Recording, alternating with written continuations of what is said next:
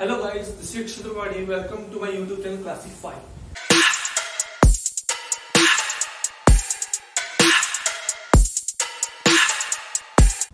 Today we are going to discuss about factor form of Coulomb's law and how to apply Coulomb's law on multiple charges. तो इसके बारे में discuss करेंगे. Last video में हमने Coulomb's law के ऊपर बहुत ही अच्छे से वेल एक्सप्लेन तरीके से आपको समझा था. Permittivity of the free space को भी बहुत अच्छे से समझा था. हर चीज हमने अच्छे से समझी थी. एक क्वेश्चन की शुरुआत के साथ हम इस टॉपिक को स्टार्ट करते हैं जो कि Coulomb's लॉ के ऊपर बेस्ड है, जो कि काफी अच्छा क्वेश्चन है और वो थोड़ा आपको मैथ्स को भी यूज करेगा. अगर आपको मैथ्स नहीं आते, फॉर एग्जाम्पल आप नीट के लिए प्रिपरेशन कर रहे हो, तो आपको बस वो कंसेप्ट पता होना जरूरी चाहिए, जिससे आपका है ना वो क्वेश्चन अगर कभी भी आता तो उस चीज को टैकल करना है. क्वेश्चन है आपका कि चार्ज है Q है, तो है इस चार्ज को इस तरीके से डिवाइड करो. एक फिक्स सेपरेशन R भी दिया गया है, ठीक है. इस चार्ज को इस तरीके से डिवाइड करिए. देखिए मैं इसमें Coulomb's लॉ को यूज करूंगा, लेकिन क्वेश्चन अच्छा है जिससे मैथ्स कंसेप्ट्स भी आपको स्ट्रॉन्ग हो जाएंगे. इस चार्ज को इस तरीके से डिवाइड करिए, इन दोनों के बीच में मैक्सिमम फोर्स लगे. फॉर एग्जाम्पल इस चार्ज की वैल्यू 10 थी, फॉर एग्जाम्पल, ठीक है. मैं आपको पहले क्वेश्चन का सोल्यूशन ही दे देता हूं, जिससे आपको बाद में फिर क्लेरिफिकेशन मिल जाएगा मैथमेटिकल इसको.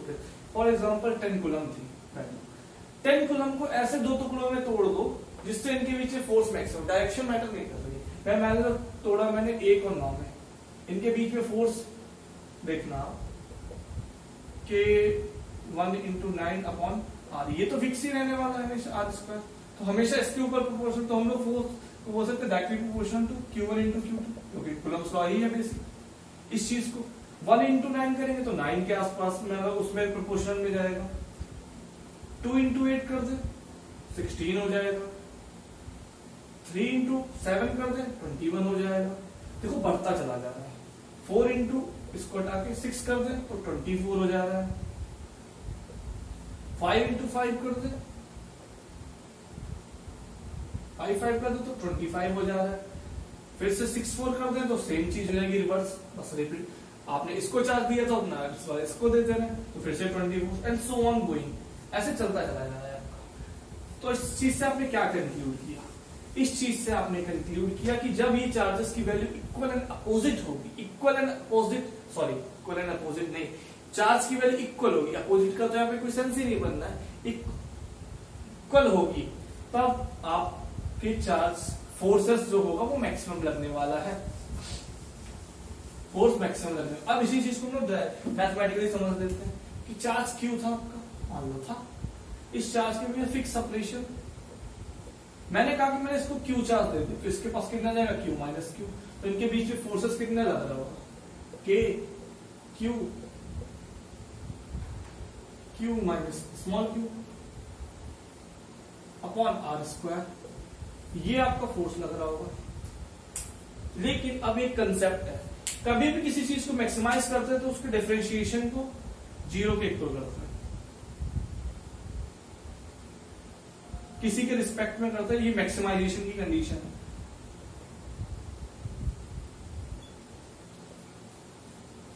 मैक्सिमाइजेशन, मिनिमाइजेशन भी इसी में आता है, लेकिन वो स्लोप आ जाता है, डबल डेरिवेटिव. वो मैथ्स के बच्चे काफी अच्छे तरीके से इस चीज को समझेंगे. लेकिन ये नीट या उनके लिए सिर्फ इतना जानना है कि किसी चीज का डेरिवेटिव ले लो, उसको इक्वल टू 0 कर दो, वो मैक्सिमम की कंडीशन दे देगा. यहाँ पे फोर्स यहाँ पे वैरी कर रहा है, R नहीं वैरी कर रहा है, यहाँ पे Q वैरी कर रहा है, तो हम इसको बोलते हैं dF/dQ, क्योंकि Q को आप बदल सकते हो ना बार बार. Q चार्ज को बदल, यहाँ पे स्मॉल q होगा, sorry, Q × Q - small q. अब इस चीज को आप करते हैं डेरिवेटिव, तो इसका डेरिवेटिव लिखेंगे तो K/R² तो ऐसे आ जाएगा. यहाँ पे कर जाए Q × इस चीज को, चलिए पहले थोड़ा और सिंप्लीफाई तरीके से लिख लेते हैं, फिर इस चीज को अच्छे से सॉल्व करते हैं. F = K/R², small q × capital Q - Q², इतना आएगा. इसका डेरिवेटिव लेते हैं dF/dQ. dQ क्योंकि ये वैरी कर रहा है, Q के टर्म में ये वैरी कर रही चीज, तो K/R² तो सीधे बाहर आएगा क्योंकि कांस्टेंट है. Q × स्मॉल q का डिफरेंशिएशन कैपिटल Q बचेगा, ये 2Q आ जाएगा. x स्क्वायर का क्या होता है 2x, kx का क्या होता है k. इस चीज को यहाँ पे यूज किया, यहाँ पे 2x वाला, यहाँ पे इस चीज को आप समझ सकते हैं. तो अब मैंने कहा इस चीज को इक्वेट कर दो जीरो फॉर मैक्सिमाइजेशन, तो ये वैल्यू तो जीरो हो नहीं सकती, ये तो कांस्टेंट ही है, तो मतलब इस चीज का जीरो होना है, इसका क्या मतलब, this implies q minus 2q equal to zero, this implies q equal to q by 2। भाई हम लोगों ने भी सीखा था 5 और 5 हुआ तभी मैक्सिमाइजेशन की कंडीशन आई थी। 5 और 5 जब फोर्सेस होंगे, अगर हमने 10 कूलम लिया था तभी फोर्स मैक्सिमम होगा फॉर अ फिक्स सेपरेशन। ये कंसेप्ट आप सीख गए होंगे, आई होप ये कंसेप्ट आपको याद रखना है, अगर आप कहीं पे क्वेश्चन में पूछा जा सकता है। इस चीज को कंप्लीट करने के बाद अब आते हैं हम लोग vector form. Now we are discussing vector form of Coulomb's law. Vector form of Coulomb's law आपको ऐसे आप डायरेक्टली कभी यूज नहीं करने वाले हो, आप इसको हमेशा इनडायरेक्ट वे में यूज कर लोगे। लेकिन अगर मान लो फॉर क्वेश्चन पर्सपेक्टिव ये आपका आ जाए तो आप फंसेंगे, आ भी सकता है, कोई बड़ी बात नहीं, लेकिन आप इसका कभी डायरेक्ट ऐसे यूज नहीं करने वाले हो, क्योंकि आप डायरेक्शन को हमेशा मैग्नीट्यूड निकालने के साथ डायरेक्शन बाद में एसोसिएट कर ही देते हो। Vector form of Coulomb's law क्या कहता है, अगर स्पेस में दो वेक्टर हैं, एक q1 है, मतलब वेक्टर क्या, दो चार्जेस रखे हैं, उनके बीच में आपस में फोर्स लग रहा है, तो उसको बताओ। तो हमने कहा कि मान लो ये इसका position vector with respect to origin r1 है, इसका position vector with respect to origin r2 है, ये a पॉइंट पे है, ये b पॉइंट पे है, ठीक है, चलिए बहुत अच्छी बात, इतना हम लोग इसको समझ गए। तो अब इसके ऊपर फोर्स लग रहा है, हम लोग पहले कैलकुलेट करते हैं फोर्स बाई 1 ऑन 2 या force on a on b, charge 1 2 है, हम लोग लिखते हैं force on 1 force on 2 by 1, 2 पे फोर्स लगाया गया 1 की वजह से, इसको कैलकुलेट करने की कोशिश। इसका क्या मीनिंग हुआ, फोर्स ऑन 2 बाई 1, 2 पे लगाया 1 की वजह से, 2 पे लगाया 1 की वजह से, इस चीज को यहाँ पे लिखा। इसकी वैल्यू तो आप सिंपली अगर इसको मैं मैग्नीट्यूड निकाल लें, मैग्नीट्यूड तो आपको सिंपल पता है k q1 q2 by r square है, इतना तो होता ही, अगर इनके बीच का सेपरेशन r है, इनके से यहाँ पे ab है, मैं ab मान लेना थोड़ी देर के लिए, ये मान लो ab का स्क्वायर, इतना आपको पता है, ये आप सीख चुके। इक्वल एंड अपोजिट लगाएगा, फोर्स ऑन 1 बाय 2 मतलब 2 पे लगाएगा 1 की वजह से इतना आएगा, 1 पे जो 1 पे लगाया 2 ने वो भी उतना आने वाला है, फोर्स मतलब फोर्स ऑन 1 बाय 2। तो लेकिन हम इस चीज को मैथमेटिकली कैसे लिखें, इस चीज के बारे में थोड़ा देख लेते हैं, ठीक है। अब आपको पता है ट्रायंगल लॉ के हिसाब से अगर फोर्स ऑन 1 बाई 2 करें तो 1 ने लगाया 2 पे, तो एरो ऐसे आएगा आपका, 1 ने लगाया 2 पे, तो इसमें ट्रायंगल लॉ के हिसाब से क्या बोलता है, एक ट्रायंगल लॉ बोलता था कि ऐसे डायरेक्शन एसोसिएटेड है, तो ये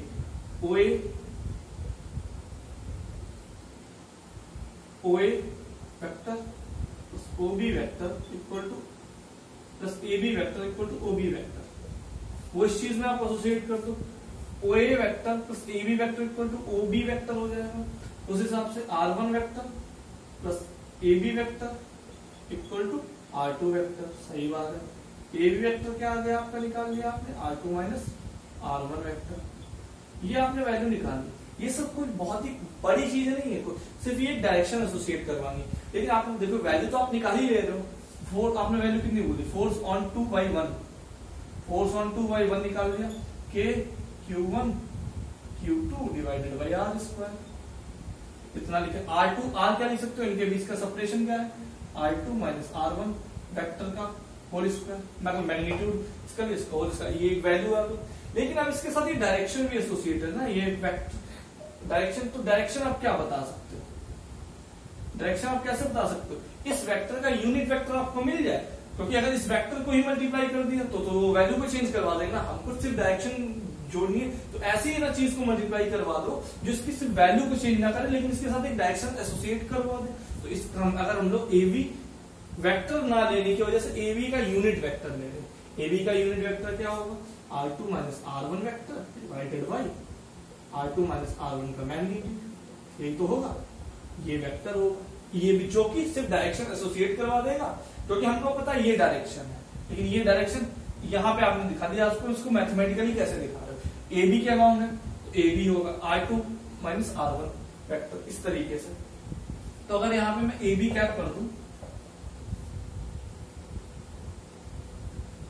तो यहाँ पे अब AB की जगह पे आप क्या लिख सकते हैं, AB की जगह पे आप सीधे लिख सकते हैं इधर ये R2 minus R1 upon R2 minus R1 का magnitude, R2 minus R1 upon R2 minus R1 का मैग्नीट्यूड, ऐसे लिख सकते हैं।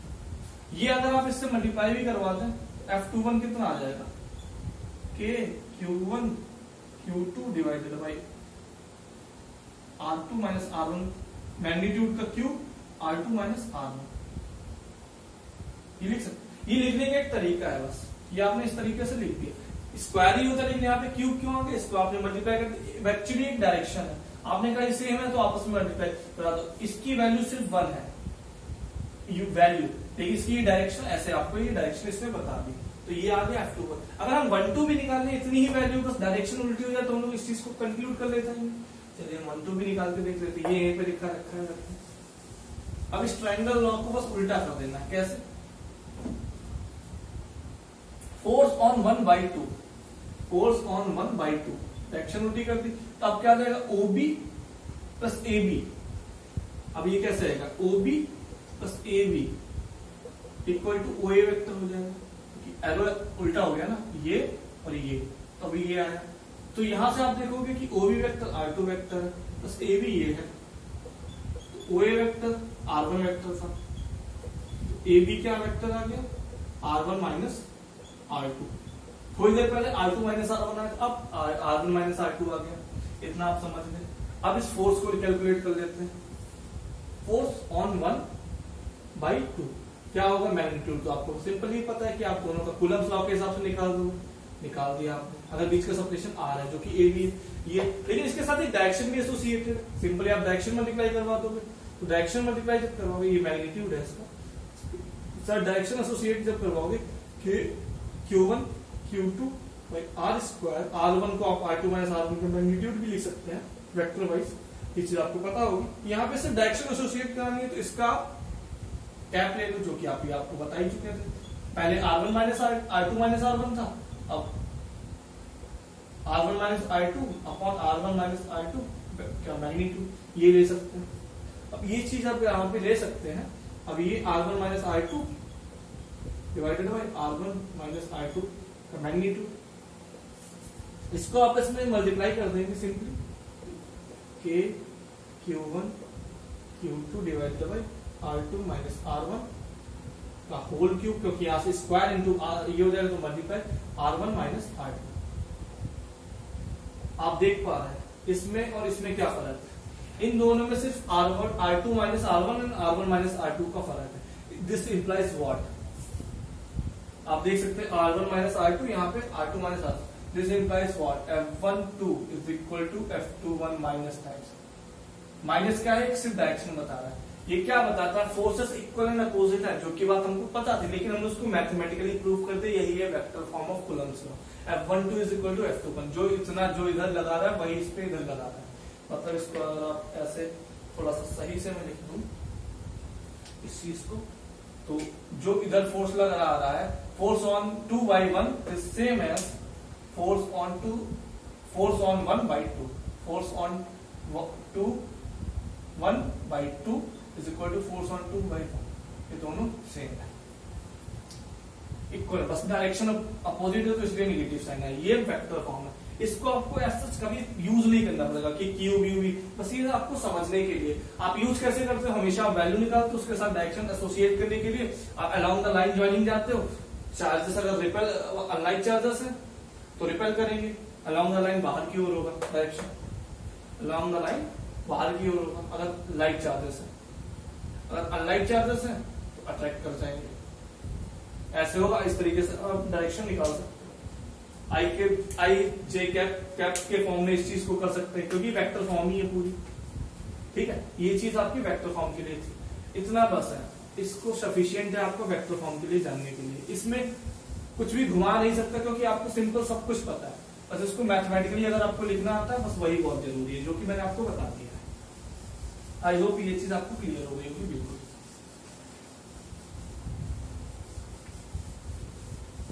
आज के वीडियो का जो सेकेंड टॉपिक है वो है सबसे इंपॉर्टेंट, जो कि बहुत ही बढ़िया आपको यूज करना पड़ेगा, बहुत ही बार यूज करना पड़ेगा, मतलब उसी पे ही क्वेश्चन आना का सबसे ज्यादा चांसेस है। वो टॉपिक है आपका when multiple charges are present, when multiple charges present. मैंने बताया था लास्ट वीडियो में कूलम्स लॉ दो चार्जेस के बीच में लगता है, लेकिन मैंने ये भी बोला था कि अगर बहुत सारे चार्जेस है तो क्या करना पड़ेगा, तो वहां पे आता है मल्टीपल, जब मल्टीपल चार्जेस आते हैं मतलब ये सारे चार्जेस है पॉइंट्स को। लेकिन अभी मैं यहाँ तक चार्जेस बोल रहा हूँ तो मतलब पॉइंट चार्जेस हो रहे होंगे। मैंने लास्ट वीडियो में आपको सबसे बहुत अच्छे से समझा के रखा है पॉइंट चार्जेस एक्चुअल में पॉइंट चार्जेस होते हैं। अगर बड़ी बॉडी से वो भी पॉइंट चार्ज की तरह एक्ट कर सकती है कब, वो सब आपको मैंने बता के रखा है। उस वीडियो को आप रेफर कर सकते हैं, मैं इसका लिंक डिस्क्रिप्शन में दे दूंगा, इस चीज को आप समझ सकते हैं। सबसे पहले इसमें से आपको कुछ नहीं समझना है, आपको सबसे पहले एक पॉइंट आता है principle of superposition. Principle of superposition, principle of superposition नाम ही बस बड़ा है, काम इसका कुछ नहीं है। ये one of the obvious principle है। क्या प्रिंसिपल कहता है कि बहुत सारे चार्जेस रखे रहने तो क्या ही फर्क पड़ता। मान लो ये Q1 है, ये Q2 है, ये Q3 है, ये Q4 है, जस्ट Qn है, सारे चार्जेस प्रेजेंट है स्पेस में। प्रिंसिपल ऑफ सुपरपोजिशन सिंपली कहता है कि आप एक एक के ऊपर फोर्सेस निकाल लो, दो, क्योंकि एक के ऊपर तो अकेला फोर्स निकाल सकते, एक पेयर पे फोर्स निकालो, दूसरे पेयर पे फोर्स निकालो, तीसरे पेयर पे फोर्स निकालो, सारे पेयर्स पे फोर्सेस निकाल लो और उस फोर्स का वेक्टर सम कर लो, वो नेट फोर्स होगा उस फोर्स के, उस किसी एक पर्टिकुलर चार्ज के ऊपर। रिपीट कर रहा हूं, प्रिंसिपल ऑफ सुपरपोजिशन क्या कहता है कि सारे पेयर्स आप कंबाइन करो। अगर आप किसी एक पर्टिकुलर चार्ज पे इंटरेस्टेड हो, मैं मान लो Q3, इस चीज को थोड़ा सा रफली नहीं, थोड़ा सा और अच्छे से लिख के समझा देता हूँ। मान लो टोटल 3 चार्जेस या 4 चार्जेस प्रेजेंट है, Q3, Q1, Q2, Q4। मैं इंटरेस्टेड हूँ इस चार्जेस पे कितना फोर्स लग रहा है, तो मैं टोटल पेयर्स निकालूंगा, इसके ऊपर कितना पेयर पॉसिबल है, एक ये पेयर पॉसिबल है, एक ये पेयर पॉसिबल है, एक ये पेयर पॉसिबल है, 3 पेयर पॉसिबल है। इन तीनों की वजह से मैं इनके ऊपर फोर्स बना निकालूंगा, उसकी एक पर्टिकुलर डायरेक्शन होगी। जैसे कि सेम अगर इस चीज को मैं सॉल्व करने की कोशिश करते हैं, इसी में मैथमेटिकली ऐसे ही समझा देता हूँ आपको कि मजा आ जाएगी, इसी में आपको क्लियर हो जाएगा पूरा कंसेप्ट। मैं इस चार्ज के ऊपर इंटरेस्टेड हूँ। प्रिंसिपल ऑफ सुपरपोजिशन क्या कहता है कि आप सारे पेयर्स कैलकुलेट कर लो, उनके फोर्स का कैलकुलेट कर लो और फिर उनका वेक्टर सम करवा दो, मतलब कि वो होगा उस चार्ज के ऊपर, इंटरेस्टेड चार्ज के ऊपर नेट फोर्स। मैंने Q1 Q3 पे निकाला, इस डायरेक्शन में आएगा अलोंग द, मैं मान के चलो सारे पॉजिटिव है, फिलहाल के लिए सारे पॉजिटिव चार्जेस है, तो ये क्या होगा F फोर्स ऑन 3y1, ठीक है। इसकी वजह से किधर होगा अलोंग द लाइन ज्वाइनिंग ऐसे, और ये चार्ज है हमारा फोर्स ऑन 3y4 F34, इसकी वजह से क्या होगा, और इस चीज को मैं यहां से थोड़ा सा क्लियर करके लिख देता हूं प्रिंसिपल ऑफ पोजीशन के अंदर। ये चीज, ये तीसरा फोर्स होगा F फोर्स ऑन 3y2, ये तीनों फोर्सेस हमने निकाल दी। अब ये प्रिंसिपल ऑफ सुपरपोजिशन क्या कहता है, जो F नेट होगा on 3 via all charges is equal to F net on 3 इस थर्ड चार्ज पे जिसपे हम इंटरेस्टेड थे, is equal to sum of all charges, no is equal to forces due to all charges. तो क्या होगा F31 1 पे लगाया 3 ने, 2 पे लगाया, 2 ने लगाया 3 पे, 4 ने लगाया 3 पे। ये सम खुद पे नहीं फोर्स लगा सकता, खुद पे फोर्स नहीं लगाएगा ना, तो ये इनका सम होगा। ये होता है प्रिंसिपल ऑफ सुपरपोजिशन का फंडा कंसेप्ट। इसको अब एक दो क्वेश्चंस के कंसेप्ट से समझ लेते हैं, उससे ही पूरा कंसेप्ट। प्रिंसिपल ऑफ सुपरपोजिशन बहुत ही बेसिक प्रिंसिपल है, लेकिन बहुत ही यूजफुल प्रिंसिपल है, हर जगह अप्लाइड होगा। एक बार आपको फिर से बता देता हूँ, प्रिंसिपल ऑफ सुपरपोजिशन क्या कहता है, सिंपली कहता है कि जितने भी आपके पास चार्जेस हो, जितने भी चार्जेस सिस्टम में प्रेजेंट हो, सारे पेयर्स आप जिस इंटरेस्टेड चार्ज के ऊपर फोर्स निकालना चाहते हो, उस इंटरेस्टेड चार्ज से सारे पेयर्स आप कैलकुलेट करो कि कितने पेयर्स आपके बनने, कितने टोटल फोर्सेस लगा रहे हैं उस पर, उन सारे फोर्सेस का वेक्टर सम कर लो, जो नेट वैल्यू आएगी वो आपके फोर्स ऑन दैट चार्ज होगी, इंटरेस्टेड चार्ज जिसके ऊपर आप कैलकुलेट करने वाले हो। इस चीज को आप समझ गए, और ये भी साथ में समझ गए कि खुद पे चार्ज फोर्स नहीं लगाता है, और हाँ ये आपस में एक दूसरे अनअफेक्टेड होंगे। मतलब ये नहीं कि इसका फोर्स इस पे लग रहा है तो ये इसको कम करवा रहा होगा, नहीं, इसका अलग अपना है, इसका अलग रोल अपना है। इसका अगर मैं Q1 पे इंटरेस्टेड हूँ तो मैं इन तीनों का देखूंगा, अगर मैं Q2 पे इंटरेस्टेड हूँ तो मैं इसका भी देखूंगा, इसका भी देखूंगा, इसका भी देखूंगा। सिमिलरली Q4 पे तो मैं भी सबका देखूंगा।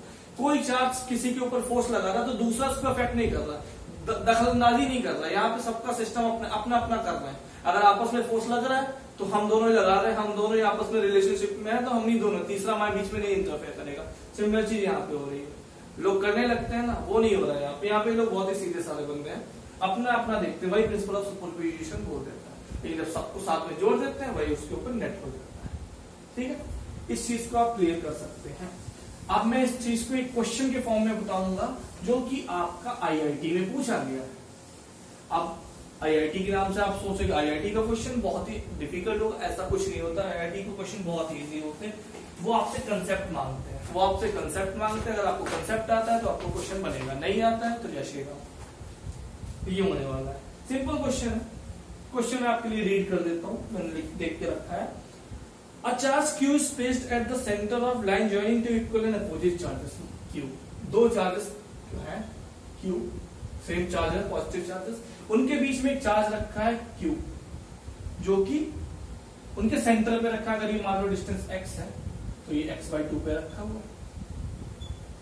तो हमको बताना है कि ये सिस्टम इक्विलिब्रियम में रहे तो इस चार्ज की वैल्यू क्या होनी चाहिए।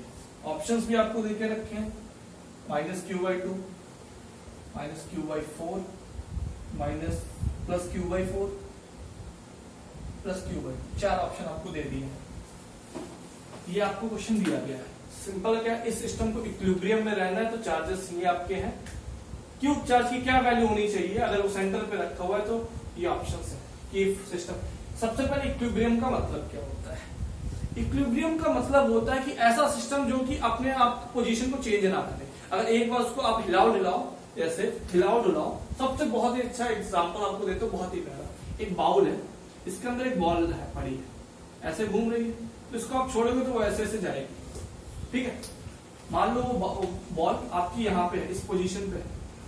अगर आपने थोड़ा सा डिस्प्लेस किया इधर या इधर, तो वो घूम फिर के थोड़ी देर बाद मोशन करके फिर से पॉइंट पहुंच जाएगी। तो इसको बोलते हैं इक्विलिब्रियम पोजीशन, जहां पे net forces almost forces zero होते हैं, या उससे मीन पोजीशन, इसको मीन पोजीशन बोले, जहां से आपको अगर थोड़ा सा भी डिस्प्लेसमेंट करो तो वो आपके वापस वहीं पे पहुंच जाए। सिमिलरली ये इसी बॉल को उल्टा कर दो, यहाँ पे बॉल लग देते हैं, यहाँ पे भी नेट फोर्सेस जीरो है, लेकिन अगर आपके ना बॉल को मैंने थोड़ा बहुत भी इधर उधर डिस्प्लेस किया तो ये बॉल कभी इस पोजीशन पे दोबारा नहीं पहुंचेगी, या तो यहाँ से सरक जाएगी या तो इधर से चली जाएगी। इस केस में उल्टा है, तो ये नॉन इक्विलिब्रियम पोजीशन है, नहीं ये है ना, और ये हमारी इक्विलिब्रियम पोजीशन है। तो इस चीज को आप क्लियर रखिएगा, ये बैलेंस्ड है या अनबैलेंस्ड नहीं है।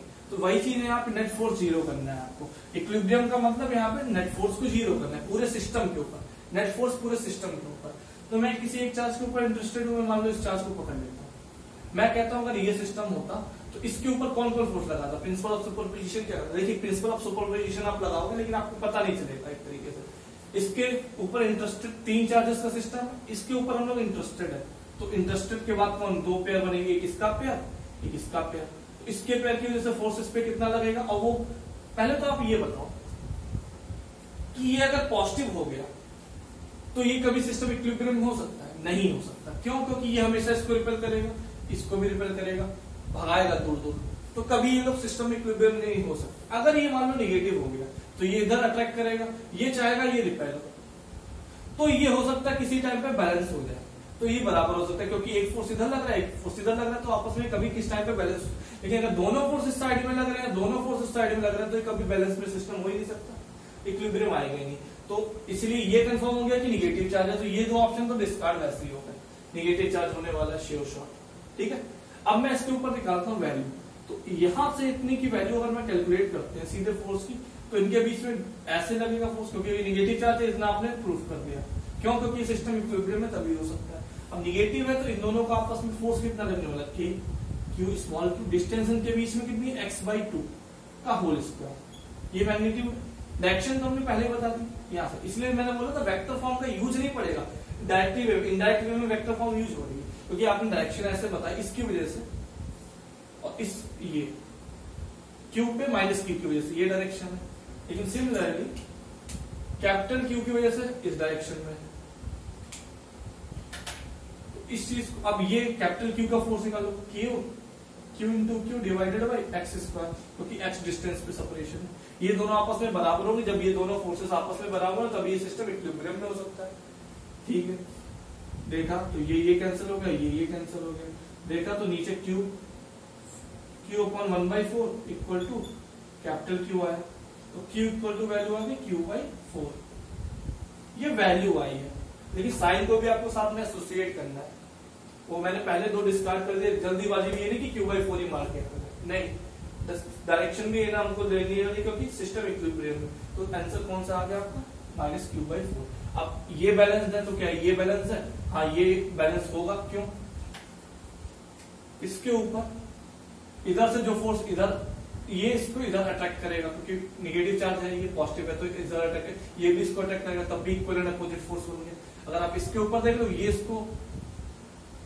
इसको इधर अट्रैक्ट करेगा, ये इसको इधर रिपल करेगा, तब भी देखिए नेट फोर्स 0 होगा।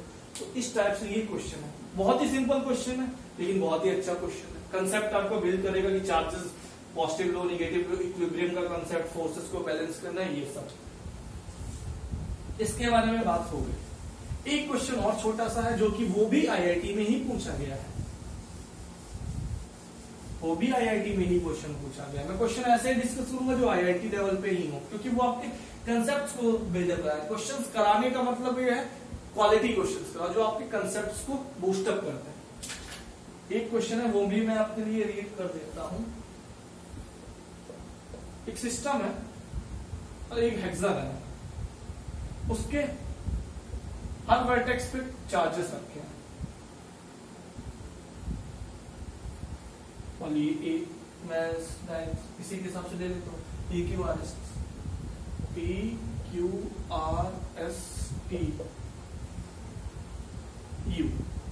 तो उसका सेंटर भी है वो है। क्वेश्चन क्या बोल रहा है, क्वेश्चन भी हम लोग पढ़ लेते हैं कि 6 चार्जेस, 3 पॉजिटिव 3 निगेटिव, इनमें कोई 3 पॉजिटिव है कोई 3 निगेटिव, क्योंकि 6 वर्टेक्स होती है तो 3 पॉजिटिव होंगे 3 निगेटिव, इसको एक्सक्लूड करते हैं।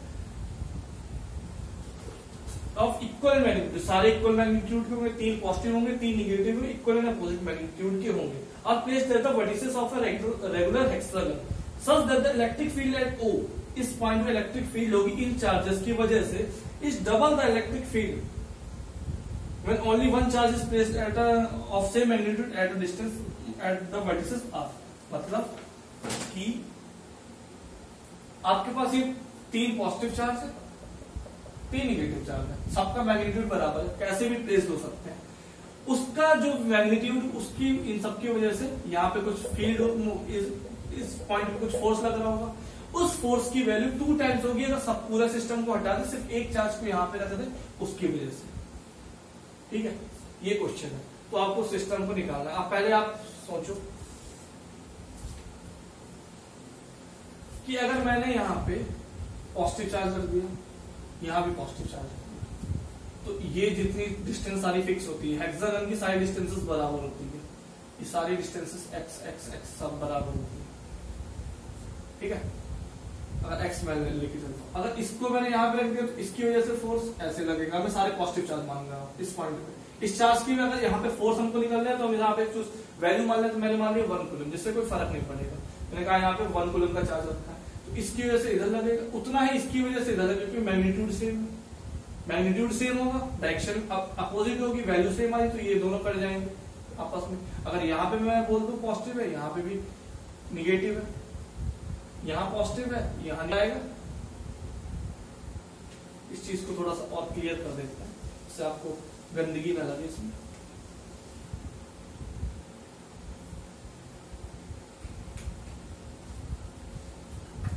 अगर ये पॉजिटिव रखा है ये निगेटिव चार्ज है, तो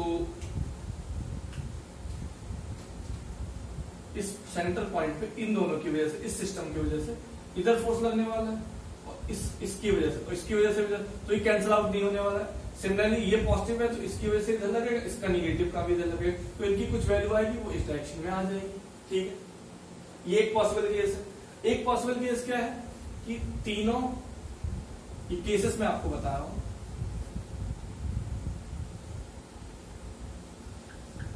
कि तीनों पॉजिटिव एक साइड में हो जाए, तीनों निगेटिव एक साइड में हो जाए सेंटर पे, तो इनकी वजह से आएगा इस सेंटर पे, अपोजिट इधर ये इसको अटैक करेगा तो ऐसे आएगा, इसकी वजह से ये आएगा, इसकी वजह से ये आएगा, एक डायरेक्शन में सारे। अब इनकी वैल्यू कैलकुलेट, सारे की वैल्यू सेम होने वाली है, पर क्यों? क्योंकि डिस्टेंसेस सेम, इसकी वजह से क्या होगा, अगर मैं इसकी वजह से फोर्स निकालू, उनकी उतना ही सबकी वजह से होगा, बस डायरेक्शन कुछ अलग होंगी, वैल्यू सबकी वजह से। तो एक फोर्स की वैल्यू निकाल दो आप। यहाँ से आप मान लो चार्ज क्यू था, ये तो मैंने आपने 1 कूलम मान लिया for sake of convenience 1 coulomb. तो इसकी वैल्यू कितनी होगी, के Q into 1 divided by X square. तो एफ की वैल्यू कितनी आ गई, के क्यू बाई एक्स स्क्वायर। के क्यू बाई एक फोर्स की वजह से, ये एफ। अब मैं इसको अगर थोड़ा सा सही से लिखूं, फोर्स ऑन इस पॉइंट ओ पे, force on point O by S, O S. इस पे कितना होगा फोर्स, यहां पे force on O by P, ऐसे सबका होगा। लेकिन सबकी वैल्यू कितनी होने वाली है, एफ के इक्वल होने वाली है। सबकी वैल्यू एफ के इक्वल होने वाली है, क्यों, क्योंकि सबकी डिस्टेंसेस सेम है, बस डायरेक्शन अलग अलग हुई, वो मैंने डायरेक्शन आपको पहले ही दिखा दी है। तो यहाँ पे फोर्स कितना हो जाएगा, दोनों एफ इसकी वजह से, एफ इसकी वजह से, इसका 2f फोर्स हो जाएगा। इसकी वजह से, इसकी वजह से कितना हो जाएगा, 2f फोर्स हो जाएगा। इसकी वजह से कितना हो जाएगा, 2f फोर्स हो जाएगा। तीनों की वजह से इस डायरेक्शन में ऐसे आएगा, इस पॉइंट पे फोर्स लग रहा है, एक ऐसे एक ऐसे, ये 2f फोर्स, ये 2f फोर्स, ये 2f फोर्स। एफ की वैल्यू हमारे पास यहाँ पे रखी हुई है, इतना लग रहा है। अब हमको पता है हेक्सागन में 60 डिग्री एंगल होते हैं सारे, 60 डिग्री एंगल है हमारे पास। तो अगर हम इनका वेक्टर सम करें तो हमको पता है, दो वेक्टर्स अगर हों तो उनके बीच में होता है a square plus B square plus 2ab cos theta. अगर दो वेक्टर्स यहाँ पे लिख दे रहा हूं, दो वेक्टर्स आप में है, थीटा एंगल पे है a एंड b, तो उनके बीच में उनका रिजल्टेंट वेक्टर जो होगा, ये जो कि वेक्टर के बताया जाता है r, उसकी वैल्यू इस तरीके से दी जाती है। सिंपल, थोड़ा सा एडवांस का क्वेश्चन है तो थोड़ा आपका कंसेप्ट तो यूज करवाएंगे, तो ये आपका है ना, इस चीज से आप यूज कर सकते हो। अब यहाँ पे वैल्यू डालेंगे आप, इन दोनों को अगर आप ट्रीट करते हो, मैं इस वेक्टर को और इस वेक्टर को लेता हूँ, फिर इसके इनके रिजल्टेंट को इसके साथ ऐड करवा दूंगा, तो यहाँ पे आ जाएगा 2f का होल स्क्वायर प्लस 2f का होल स्क्वायर। इस चीज को ऊपर लिख देते हैं, यहाँ पे आर वेक्टर रिजल्टेंट इन दोनों वेक्टर्स का, इसका नहीं, इन दोनों का रिजल्टेंट 2f का होल स्क्वायर प्लस 2f का whole square minus times 2f sorry minus में प्लस, और कॉस कितना एंगल है इनके पे, 60 प्लस 60 120 डिग्री, 120 कॉस 120 की वैल्यू कितनी है, माइनस 1/2, माइनस 1/2 आ जाएगा। तो ये कितना हो जाएगा, 4f square plus 4f square minus का 4f स्क्वायर इंटू 1/2, यही तो आने वाला है। तो 2 से 2 कैंसिल, 2f स्क्वायर हो जाएगा, और इंटू 2 भी होगा यहाँ पे, सॉरी मैं लिखना भूल गया इस चीज को, 2ab होता है ना, 2ab, तो 2 टाइम्स, तो यहाँ पे आ जाएगा 8, तो यहाँ पे बचेगा सिर्फ 4। तो आया, इस चीज को अगर मैं थोड़ा सा साइड में ले लेते हैं, under root of 4f square plus 4f square minus 4f square, यहाँ पे 4 बचेगा, तो सिर्फ 4f स्क्वायर बचा, तो यहाँ पे सिर्फ 2f आया। मतलब इन दोनों वेक्टर्स का रिजल्टेंट आपका, इन दोनों वेक्टर्स का रिजल्टेंट आपका आया कितना, 2f। किस डायरेक्शन में आएगा, आप देखोगे हमेशा इक्वल, दो वेक्टर्स का मैग्नीट्यूड सेम है, वो इसी डायरेक्शन में आने वाला है हमेशा। 60 अगर वैल्यू सेम है, अगर आप इसको एंगल के टर्म में निकाल सकते हो, वहां से भी फॉर्मूला होता है, वहां से भी निकाल सकते हैं, a sin theta upon a plus b cos theta, इस टाइप से वहां से भी कर सकते हैं। वरना आप सिंपल यहाँ पे देख सकते हैं कि जब दो वेक्टर सेम है तो उनका रिजल्टेंट उनके बीच वाले एंगल को काटते हुए जाएगा, अगर सेम वैल्यू है इन दोनों की तो उनका रिजल्टेंट। तो यहाँ पे 60 है, तो इस डायरेक्शन में 2f का भी आ गया, तो टोटल कितना हो गया रिजल्टेंट फोर्स, 4f हो गया इस डायरेक्शन, इस डायरेक्शन में, इस डायरेक्शन, इस पॉइंट में। इसकी वजह से क्वेश्चन ने क्या बोला था कि एक वजह से, एक जहां पे हो उसकी वजह से हमको फोर्स निकालना है। एक की वजह से आपने फोर्स निकाला कितना है, KQ by R square, KQ by X square, ये जो KQ बाई एक्स स्क्वायर जो कि हम निकाल सकते, यहाँ पे 4 टाइम्स आ गया है। तो क्या ये आपका सही है, आप ट्राई कर सकते हो, ये आपका सही नहीं, क्योंकि क्वेश्चन आपका कंसेप्ट सही है, लेकिन आपका आंसर आपने बोला है उसका 2 टाइम्स होना चाहिए। तो यहाँ पे तो 2 टाइम्स आपको मिलने वाला है कि अगर सारे मैं तीनों को एक साइड में ले लूं पॉजिटिव, तीनों नेगेटिव एक साइड में नहीं, अगर मैं एक पॉजिटिव और इधर पॉजिटिव ले लूं, यहाँ पे पॉजिटिव नेगेटिव रखे, कितने पॉजिटिव हो गए, ये तो इन दोनों का आपस में कैंसिल हो जाएगा, निगेटिव निगेटिव का, पॉजिटिव पॉजिटिव का कैंसिल होगा, निगेटिव निगेटिव का बस आ जाएगा एक साइड में, पॉजिटिव निगेटिव का, तो ये 2 टाइम्स एफ हो जाएगा। तो ये कॉम्बिनेशन एक पॉसिबल है कब अपोजिट वर्टिसेस में 2 वर्टिसेस पे आपका निगेटिव निगेटिव हो जाए, 2 पे पॉजिटिव पॉजिटिव हो जाए, एक पे ना पॉजिटिव निगेटिव हो जाए, तो वो 2 टाइम्स अप हो जाएगा सिंपली। ये एक बार में मैं बता सकता था इस चीज को, लेकिन मैं इस चीज को रोक के रखा, क्यों? क्योंकि ये कंसेप्ट डिस्कस करना जरूरी था। क्वेश्चन में तो 2f टाइम्स पूछा तो आप डायरेक्ट निकाल सकते थे कि 2f का होगा, लेकिन ये कंसेप्ट जरूरी था जिससे इस चीज को आप अप्लाई कर सके, कॉम्बिनेशंस बना सके, ये पूरा कंसेप्ट। इससे थोड़ा वेक्टर्स का कंसेप्ट भी रिवाइज हो गया। अगर आपको वेक्टर्स में कोई डाउट है इस सीधे कंसेप्ट तो आप मुझे बता सकते हैं, मैं वीडियो में रिकमेंड कर दूंगा। और अगर आपको मेरा वीडियोस पसंद आया हो तो इस चीज को अप्लाई कर सकते हैं, शेयर कर सकते हैं, सब्सक्राइब कर सकते हैं मेरे चैनल को। Thank you for watching.